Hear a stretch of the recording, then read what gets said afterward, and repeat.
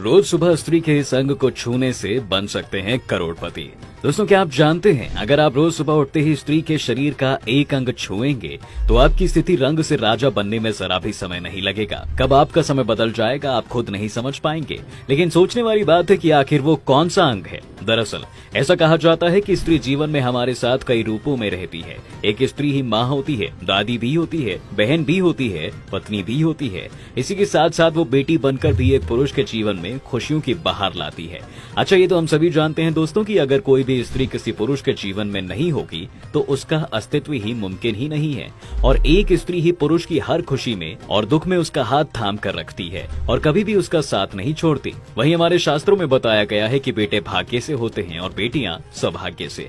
जिस घर में बेटी का जन्म होता है वो घर स्वर्ग के समान होता है, क्योंकि बेटा तो केवल एक कुल को रोशन करता है लेकिन बेटियां दो कुलों को रोशन करती हैं। और तो और उनका जन्म सिर्फ उसी घर में होता है जिनका भाग्य खुद भगवान ने अपनी अनोखी कलम से लिखा होता है। इसलिए कहा जाता है कि सुबह उठते ही सबसे पहले एक पुरुष को अपनी बेटी के मुख के दर्शन करने चाहिए। ऐसा करने से माता लक्ष्मी प्रसन्न होती हैं और कभी भी आपके घर में धन की कमी नहीं होने देती हैं। सिर्फ यही नहीं दोस्तों, ऐसा करने से आपके घर में आपकी रोजमर्रा की जरूरत से ज्यादा ही धन संपत्ति रहेगी। इसके साथ ही किसी भी सदस्य की आपके घर में अकाल मृत्यु भी नहीं होगी। अच्छा दोस्तों, इसके बाद एक पुरुष को सीधा अपनी माँ के पास जाना चाहिए, उनके चरणों को छूना चाहिए, क्योंकि हमारे शास्त्रों में यह भी बताया गया है कि माँ के चरणों में ही असली स्वर्ग होता है।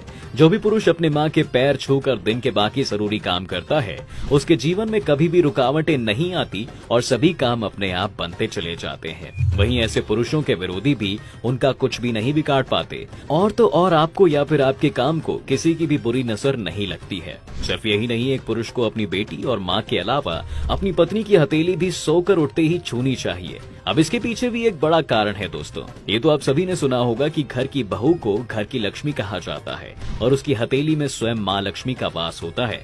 इसलिए कहा जाता है कि जो भी पुरुष ऐसा करता है उसके ऊपर माँ लक्ष्मी की खास कृपा बनी रहती है। जिसका मतलब ये भी निकल कर आता है कि ऐसे लोगों को कभी भी पैसों की तंगी का सामना नहीं करना पड़ता।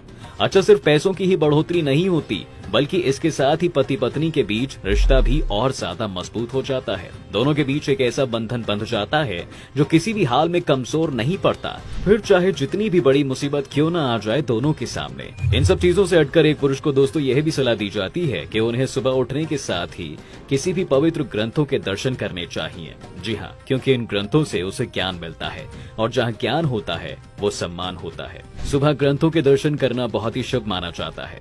अच्छा दोस्तों, ऐसे कई अंग स्त्रियों के ऐसे भी होते हैं जिन्हें हमें भूलकर भी छूना नहीं चाहिए। जी हाँ, दरअसल हमारे शास्त्रों में ऐसा कहा गया है कि किसी भी पुरुष को भूलकर भी स्त्रियों की नाभि को नहीं छूना चाहिए, क्योंकि स्त्रियों की नाभि में काली माता की शक्तियाँ समाविष्ट होती हैं, जिस कारण नाभि को छूना माँ काली को क्रोधित कर सकता है, जिसके बाद आप पर संकट के बादल भी मंडरा सकते हैं।